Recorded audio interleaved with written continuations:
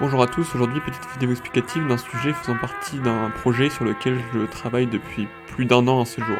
Je vais ici vous parler d'une ville que j'ai créée de toutes pièces, dans lequel se passe un roman que j'écris depuis décembre 2019.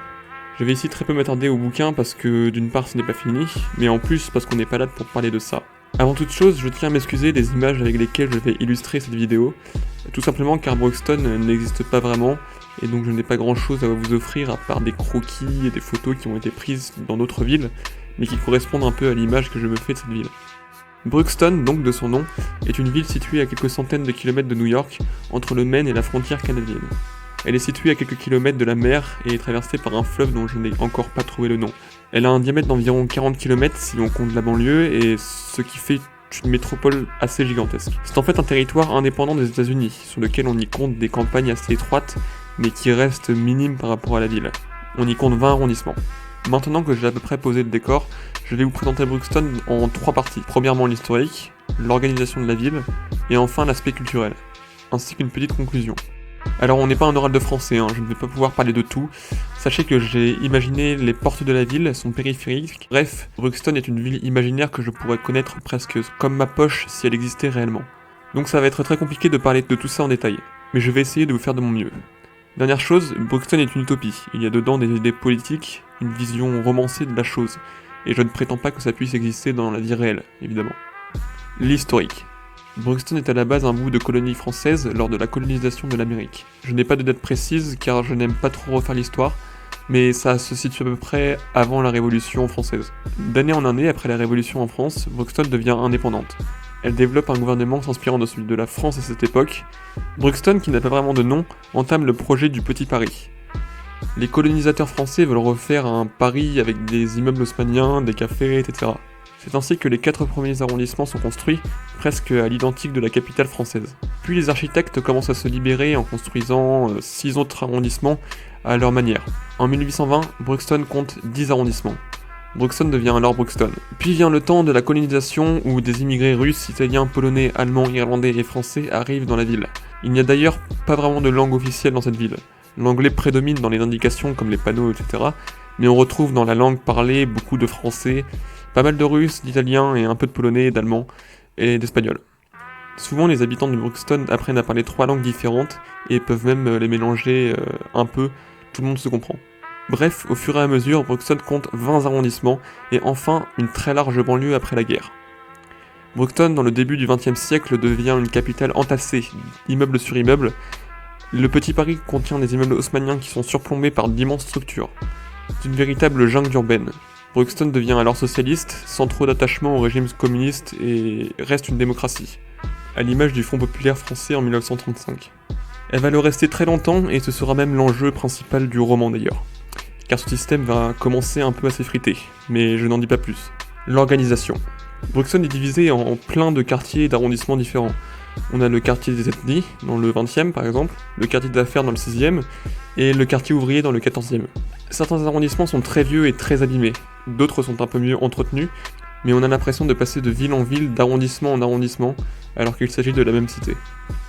Pour ce qui est du système politique, il s'agit d'électeurs qui sont élus, représentant chacun un bout de la ville, et qui élisent un Premier ministre qui lui-même doit choisir son gouvernement. Mais Broxton a un gouvernement non représenté. Le Premier ministre n'a pas plus de pouvoir que les députés, et n'est à la tête de personne.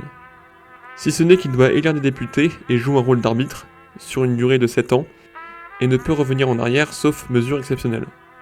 La population est invitée à assister au débat public, et est d'ailleurs très active pour discuter de la ville avec ses députés et influencer le pouvoir. La volonté de ce système politique est vraiment la participation citoyenne. Le gouvernement ne dirige pas seul. On a également des sous-gouvernements, je ne sais pas trop comment appeler cela. Ils peuvent eux aussi interagir avec le pouvoir. On a le gouvernement socialiste, qui compte le parti communiste et socialiste de Broxton, qui est le plus influent. Les chefs de chaque parti des sous-gouvernements sont en fait députés du gouvernement principal, et les députés du sous-gouvernement sont en fait des militants de chaque parti. Je vous invite à faire retour arrière si vous n'avez rien compris, parce que je sais que c'est vraiment le bordel. On passe ensuite à l'organisation urbaine, notamment le métro, car oui, j'ai une passion pour ce moyen de transport qui caractérise souvent certaines villes. Le métro de Broxton est une fourmilière. On trouve à chaque station des cafés, des marchands de presse, des vendeurs de rue, etc.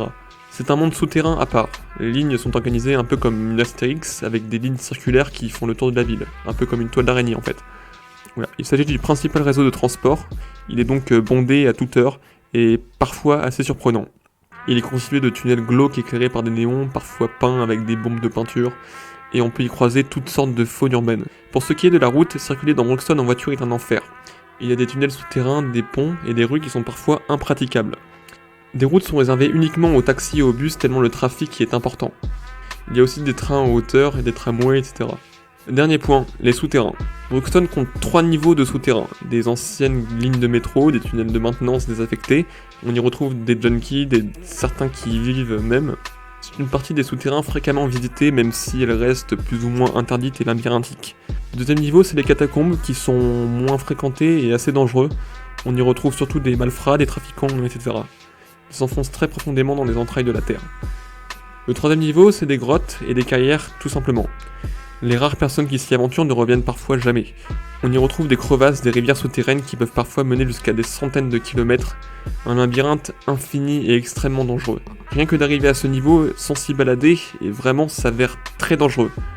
Après il faut remonter toutes les anciennes carrières, les catacombes qui eux sont déjà labyrinthiques et très dangereux. L'aspect culturel. Broxton est une capitale du rock. Il y a beaucoup de groupes propres à Broxton qui jouent dans une série infinie de boîtes et de rock diverses, des concerts dans les rues qui se déroulent toute la nuit. Broxton est une ville très libérée et plutôt tolérante pour l'époque. Le jour, les gens vont travailler, s'activent, et la nuit, les bars et les boîtes tournent à plein régime et les rues sont pleines de gens drogués, ivres morts, etc. Et ce toute la nuit. Elle y abrite un nombre d'artistes urbains absolument incroyable, et en effet c'est une ville qui est en fait assez pauvre. Il existe très peu de lieux dédiés au luxe, à la science ou autre. C'est une ville qui se concentre surtout sur son organisation politique et sa population. Cette même population qui est en général très artistique est influencée par la France, en fait.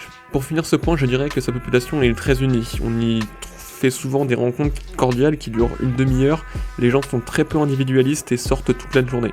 Broxton est tellement entassé que certains logements peuvent faire au moins 6 mètres carrés, ce qui oblige donc à faire comme unique usage de son appartement une chambre. Bref, pour conclure, Broxton est une ville qui est une véritable jungle. Pour moi, c'est un peu l'ultime mélange entre Paris et New York. Une urbanisation très raffinée qui reste immensément vaste et dont les habitants sortent très rarement. Pour vous dire, les maisons dans Broxton sont très rares. On n'en compte que quelques centaines entre deux immeubles qui sont à peine éclairés par le soleil et qui sont au final moins vivables qu'un simple appartement. Pour fermer cette page, j'aimerais me poser une question tout seul. Broxton est-elle une belle ville ? Eh bien dans certains quartiers oui, mais d'autres sont juste pleins d'immeubles tous différents, jonchés les uns sur les autres. En fait, c'est une ville qui est d'une extrême beauté pour les individus comme moi qui trouvent la beauté dans l'urbanisme cru, détérioré et sans dessus-dessous. Ce n'est pas une ville vraiment faite pour les touristes, même s'il y a beaucoup de choses à voir. Les hôtels sont souvent dans un piteux état et les habitations laissent aussi très souvent à désirer. Mais ça fait aussi tout le charme de cette cité, c'est pour cela que je l'aime et que d'autres sans doute l'aimeront aussi. C'est un peu également le syndrome des amoureux de Paris dont je fais partie ou les amoureux de New York, ou des métropoles en général. C'est le charme de la ville précaire qui, peu importe ses défauts et son invivabilité, est inséparable aux yeux de certains. J'espère vous avoir dressé le meilleur tableau possible de cette ville utopique que j'affectionne particulièrement. Merci de m'avoir écouté, c'était Johnson, Kiss.